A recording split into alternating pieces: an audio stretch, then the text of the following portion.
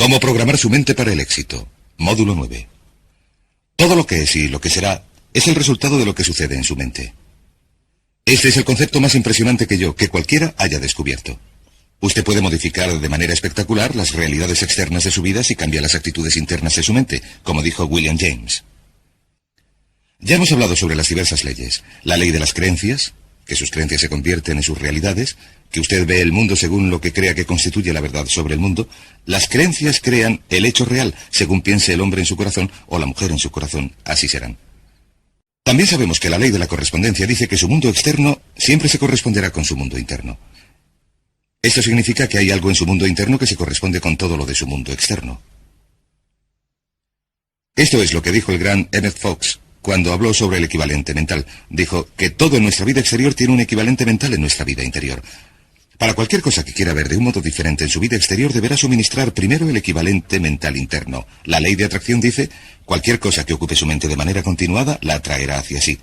Sus pensamientos dominantes establecen un campo de fuerza de energía que atrae a su vida a las personas y las circunstancias que usted necesita. Esto lo comento por el siguiente motivo. La mayoría de la gente se pregunta cómo podrá lograr un trabajo mejor, una relación mejor, cómo podrá averiguar la información que necesita o conseguir la educación que necesita, etc. No tiene que preocuparse al respecto. Lo que ha de hacer es dejarlo claro en su mente. Activar y penetrar en el flujo de estas leyes mentales universales y todo lo que necesite llegará a usted tal como lo necesite, exactamente cuando lo necesite y en la forma precisa en que lo necesite. Durante esta sesión vamos a hablar, ya hemos hablado antes, del autoconcepto. Hemos dicho que su autoconcepto es ese conjunto de creencias internas que determinan lo que sucede. Su autoconcepto es el resultado total de la suma de cada información individual que ha absorbido durante su vida sobre sí mismo y su mundo, y que ha aceptado como verdadera. Se convierte en parte de su autoconcepto. Su autoconcepto es el mecanismo interno correspondiente que determina lo que le sucede. ¿Qué quiere decir esto? Quiere decir que el cambio empieza con un cambio dentro de su autoconcepto. Todo cambio empieza cuando usted absorbe una información que modifica sus creencias. Ahora bien, las creencias son lo más difícil de cambiar, porque las defendemos con gran energía. Tenemos que estar dispuestos a renunciar a nuestras creencias autolimitadoras. Tenemos que estar dispuestos a examinar nuestras creencias sinceramente. Recuerden que hemos hablado del autoconocimiento. Tenemos que estar dispuestos a examinar nuestras creencias sinceramente y a decirnos, ¿me sirven estas creencias? ¿Es esto lo que quiero ser? ¿Es esto lo que quiero hacer? ¿Es esto lo mejor que puedo conseguir? Y uno empieza a cuestionar sus creencias y a cambiar su autoconcepto al absorber una información nueva que evoluciona hasta convertirse en un nuevo concepto. Y esto nos lleva a un concepto llamado la psicología del devenir. La psicología del devenir dice que cada uno de nosotros está en estado de crecimiento y cambio continuos.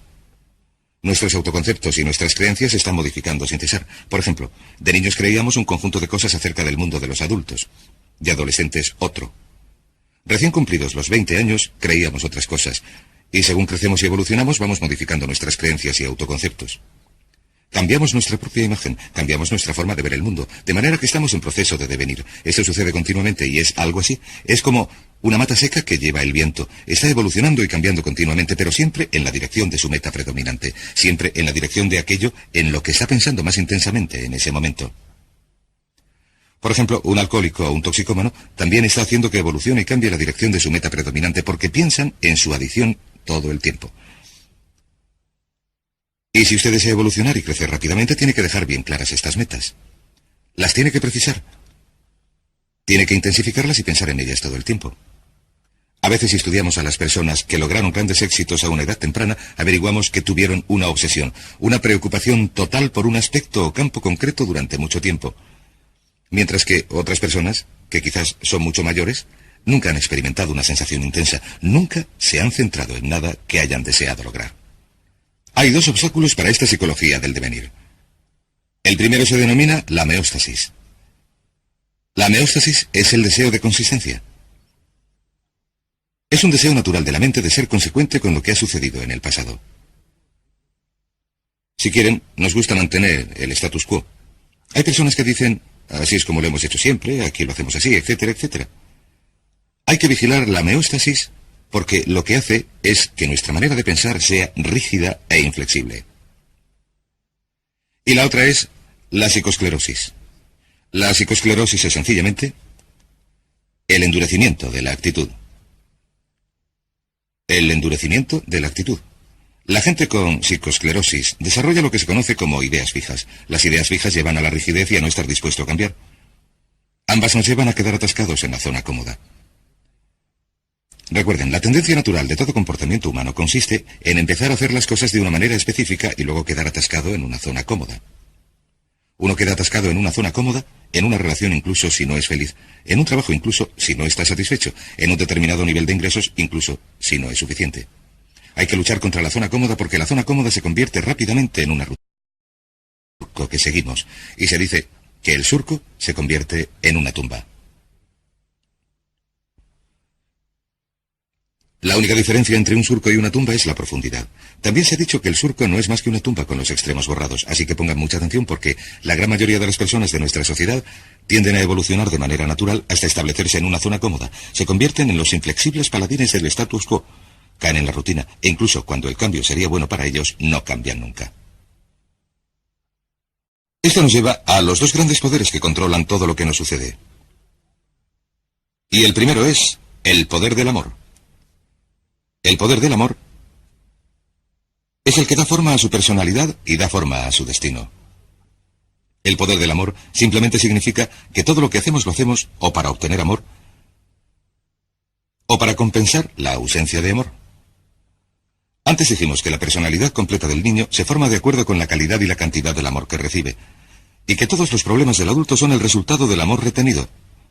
Retenido por nuestros padres, quizás retenido de la gente cuando crecemos. El otro poder es el poder de la sugestión. El poder de la sugestión actúa a lo largo de todas nuestras vidas. El poder de la sugestión es muy fuerte.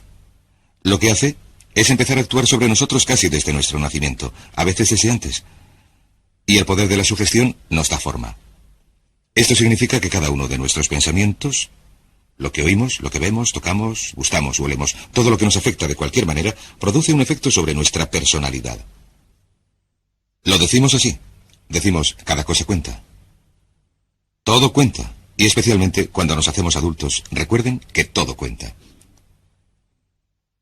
El adulto medio occidental ve entre 20 y 25 horas de televisión por semana. El jubilado medio ve unas 7 horas de televisión, y el niño medio ve entre 3 y 4 horas de televisión al día. ¿Saben que el director gerente medio de una empresa americana media ve menos de 5 horas de televisión por semana? Ahora permítanme que les haga una pregunta muy sencilla. ¿Creen que existe una correlación entre el número de horas de televisión que ve una persona y el éxito de esa persona? ¿Creen que las influencias por sugestión de los libros, las revistas, las cintas magnetofónicas, los cursillos, los seminarios, la gente, los programas de televisión, etcétera, que ustedes ven, escuchan, leen, con los que viven de manera continuada, creen que estas influencias de sugestión producen algún efecto sobre su futuro? Permítame repetirlo. Todo cuenta. Y deben hacerse esta pregunta. Es algo que aprendí hace años. Deben hacer esta pregunta. ¿Qué es lo que desean de la vida?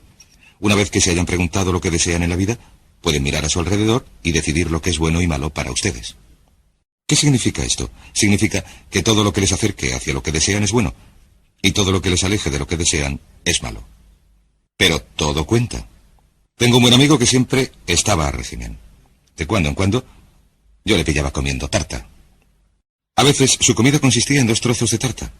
Y yo le decía, creía que estabas a régimen, creía que solo comías fruta fresca y verdura y comida natural, y él me contestaba, pues claro. ¿Y la tarta qué? Yo le decía, eso no cuenta, me contestaba. ¿Saben que hay muchas personas que se quedan sentadas en casa viendo la tele 3 o 4 horas cada noche, que quieren tener éxito, que leen los chistes y las páginas deportivas, que leen revistas absurdas o no leen nada, oyen la radio, no hacen nada con su tiempo libre ni con su mente y dicen, quiero tener éxito, quiero tener más éxito? Y yo digo, ¿y qué de todas esas cosas que está haciendo y que le hacen perder el tiempo? Me contestan, eso no cuenta, pero desgraciadamente para la naturaleza todo cuenta. Esto nos lleva a algunas leyes que quiero compartir con ustedes. La primera ley es la ley de la costumbre. Estas también son leyes mentales. La ley de la costumbre es muy parecida a la ley de la inercia. La ley de la inercia dice que un cuerpo en reposo tiende a permanecer en reposo, a no ser que actúe sobre él una fuerza externa. También si el cuerpo entra en movimiento, tiende a permanecer en movimiento, a no ser que actúe sobre él una fuerza externa. La ley de la costumbre dice que sin una decisión específica por su parte para cambiar algún aspecto de su vida, la tendencia natural es seguir igual indefinidamente. Como dijo una vez un especialista en gestión de tiempo, cuanto más haga lo que está haciendo, más recibirá de lo que recibía. De modo que debe examinar lo que ha recibido y examinar lo que está haciendo y decir, ¿es esto lo que quiero? Seguirá en la misma dirección, a no ser que se decida a cambiar de forma concreta y específica. También hay otra ley que se llama la ley de la emoción. Y por cierto, antes de hablar de la ley de la emoción, permítanme decir esto. Alrededor del 95% de lo que hacemos lo hacemos por costumbre. La única diferencia importante entre la gente con éxito y los fracasados es que la gente con éxito tiene costumbres de éxito y los fracasados tienen costumbres de fracaso. Por ejemplo, ¿han oído el refrán al que madruga Dios le ayuda? ¿Por qué es esto? ¿Por qué madrugan tantas personas con éxito? Pues porque así aprovechan mejor el día. Y también porque madrugar les obliga a irse pronto a la cama. No malgastan las noches, que es cuando están más cansados y producen menos. De modo que vemos una y otra vez que los hombres y las mujeres de éxito se acuestan pronto y se levantan pronto.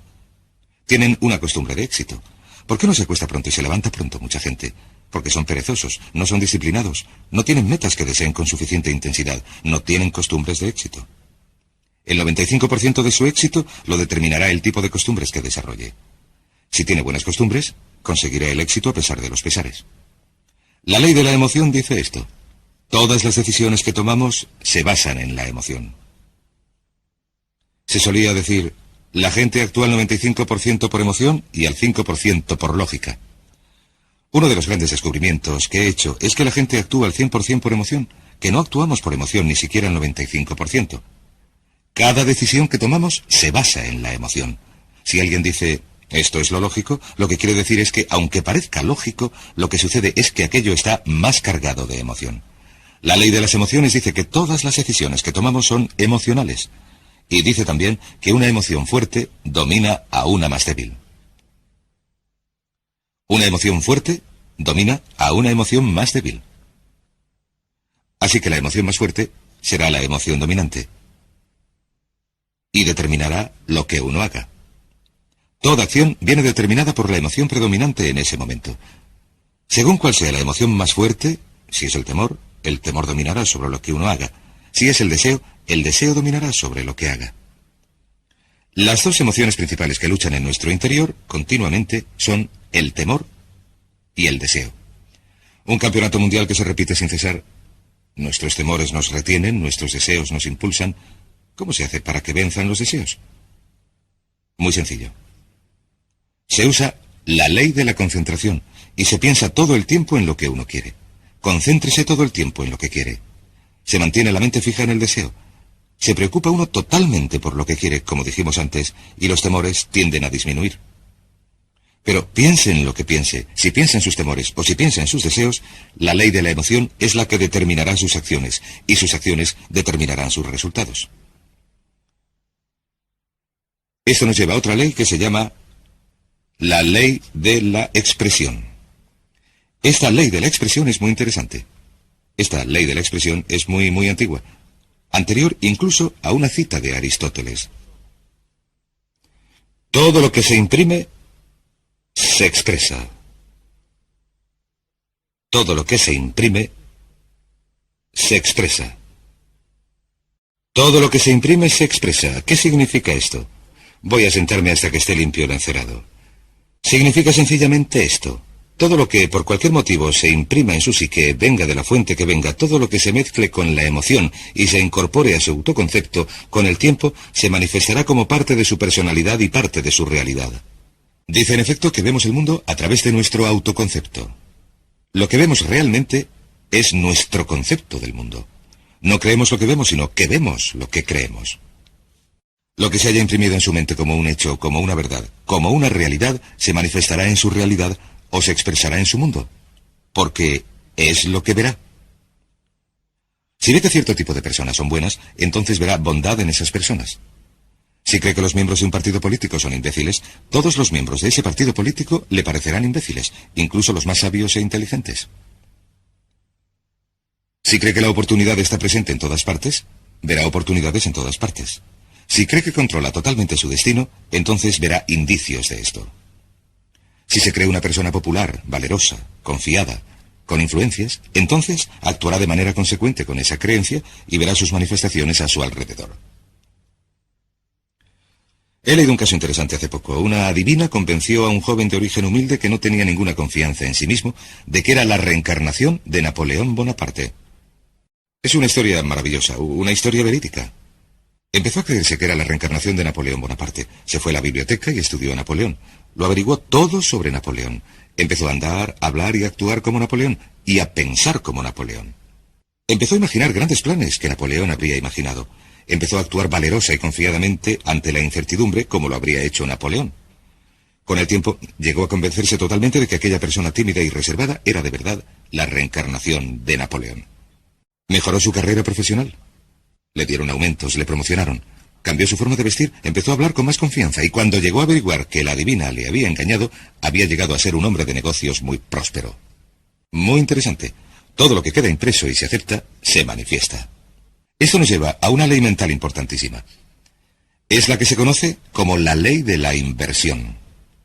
Cuando supe de esta ley por vez primera, me impresionó tanto que quería ocultarla y esconderla y no hablar de ella a nadie. Esta es la primera vez que explico esta ley a alguien en cualquier forma. La ley de la inversión dice sencillamente esto. Si uno logra un determinado nivel de éxito, un determinado nivel de salud, una determinada calidad de relaciones, entonces esa calidad de relaciones creará un estado subjetivo. Un estado subjetivo significa sentimientos, un estado emocional. En otras palabras, si uno gana un premio, siente que es un ganador. Si uno se enamora, siente que es un amante. Si triunfa en los negocios, siente que es un triunfador. Lo objetivo crea. En otras palabras, la realidad objetiva o el hecho llega a crear lo subjetivo o el estado emocional.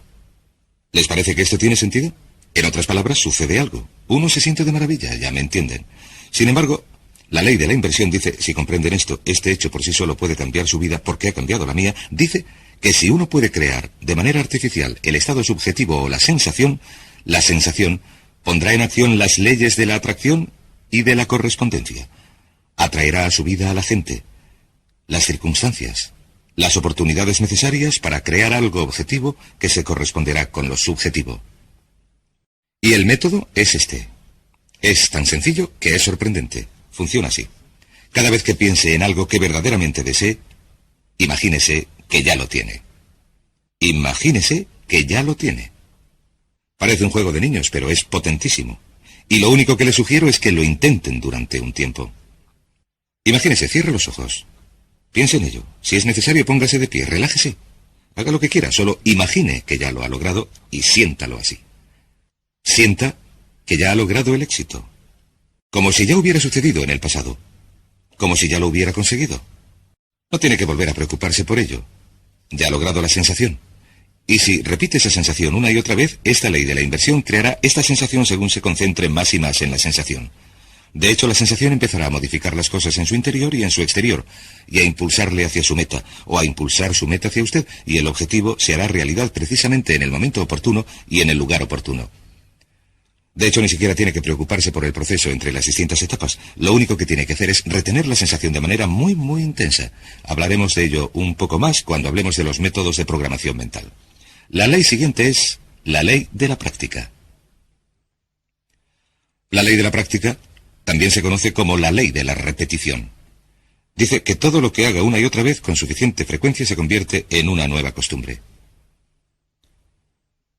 ¿Quiere ser una persona positiva, entusiasta? ¿Quiere hacerse rico y próspero? ¿Qué desea de la vida? Sea lo que sea, si lo practica una y otra vez, con el tiempo se convertirá en una nueva costumbre, siempre que lo practique pensando en ello. Verá, se tarda unos 21 días en desarrollar una nueva costumbre. Hay que repetirlo una y otra vez durante 21 días. Lo que vamos a hacer como resultado de este cursillo y como resultado de lo que hemos comentado es pedirle o sugerirle que haga lo que llamamos el régimen AMP de 21 días. Esto quiere decir que durante 21 días le vamos a pedir que haga algo muy difícil, una de las cosas más difíciles que va a hacer en su vida. Durante 21 días quiero que centren su mente en lo que desean y que no piensen en lo que no desean. Centre su conversación en lo que desea y no hable de lo que no desea.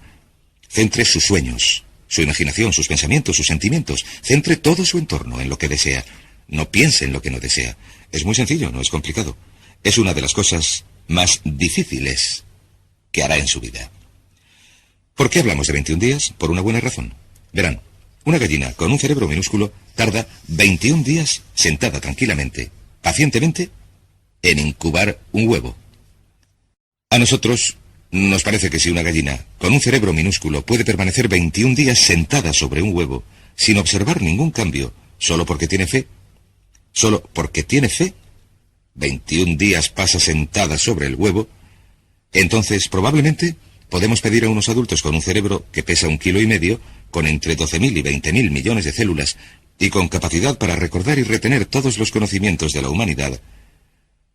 Si se pudiera introducir una sonda en su cerebro, podemos pedir a esos adultos que perseveren durante 21 días. Si puede seguir un régimen de actitud mental positiva durante 21 días, centre en él su mente. Su meta es convertirse en lo que llamamos una persona puramente positiva. Una persona puramente positiva. Porque sabe que si es una persona puramente positiva, si sus conversaciones, sus actos y sus relaciones son puramente positivos, lo que llamamos una persona PPP, y si practica esto durante 21 días, verá que su vida cambiará. Todo cambiará a su alrededor. Su salud, sus relaciones, su trabajo, sus oportunidades y todo lo demás. Es sencillo, pero no es fácil. Si lo puede hacer, si lo puede practicar, se convertirá en costumbre. Incluso la propia ley de la inversión, la propia ley de la emoción, la propia ley de la costumbre empezarán a cambiar.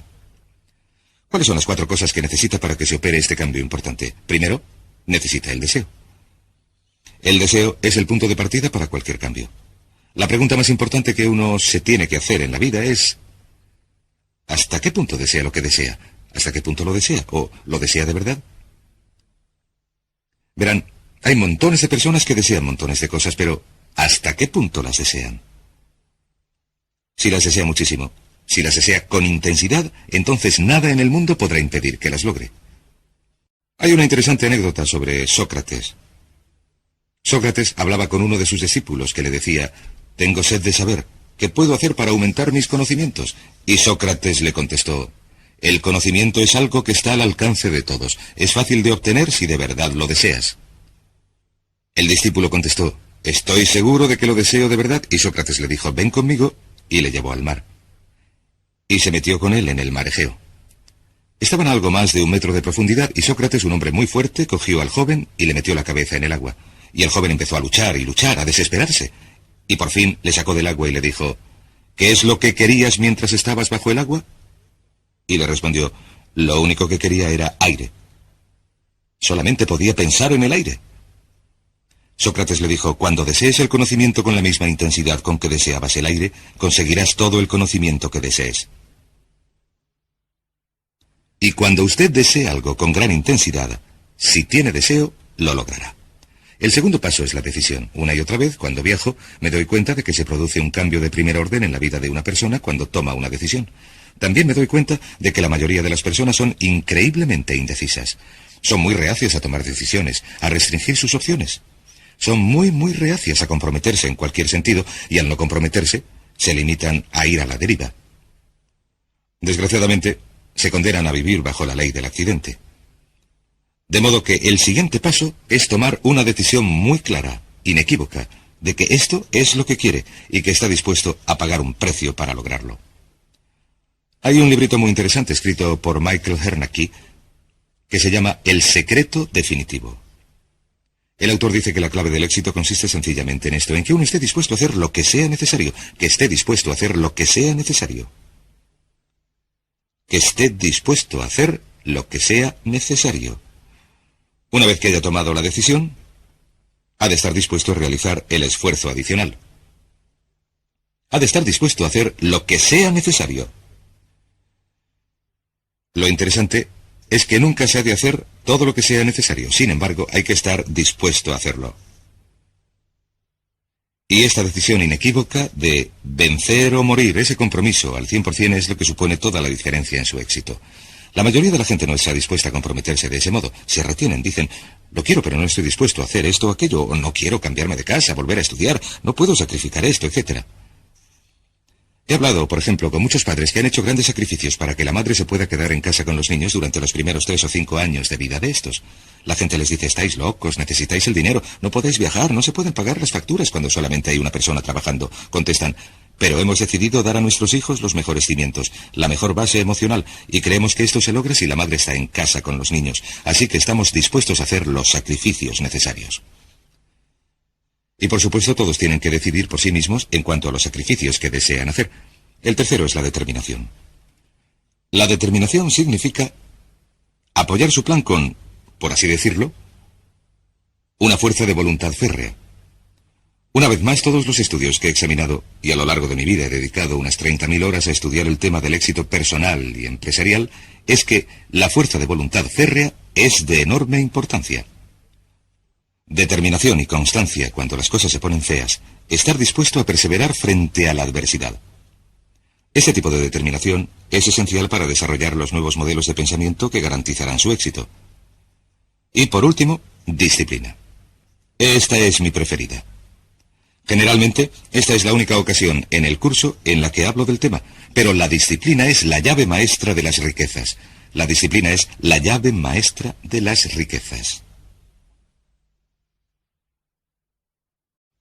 La disciplina, estar dispuesto a hacer lo que uno sabe que debe hacer, cuando lo debe hacer, le guste o no, es la clave esencial de su éxito.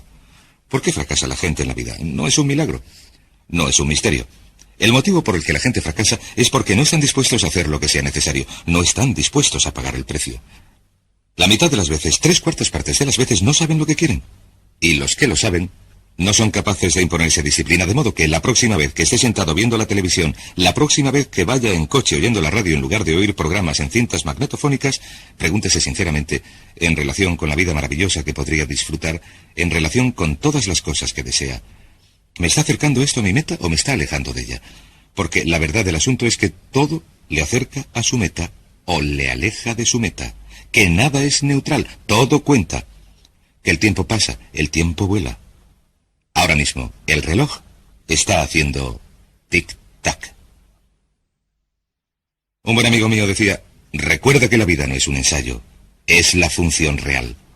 Y lo que uno se tiene que preguntar es, ¿soy sincero cuando digo que soy y tengo y hago todo lo que me es posible? Si sigue un régimen mental de 21 días, un régimen de AMP, si centra sus pensamientos en lo que desea durante 21 días, si practica la ley y desarrolla nuevas costumbres, si repite las cosas una y otra vez, practica la ley de la inversión, y se imagina como la persona que desea ser, y practica la ley de la expresión, que todo lo que se imprime en su mente se expresa, se manifiesta en su realidad, verá que se producen cambios espectaculares en su vida, a veces mucho más deprisa de lo que se pueda imaginar ahora. Créame, yo lo sé. He intentado y probado todo lo que les recomiendo. Miles de antiguos alumnos míos lo han hecho y han logrado resultados estupendos. Serán estupendos también para usted. Hablaremos más de ello durante el siguiente módulo.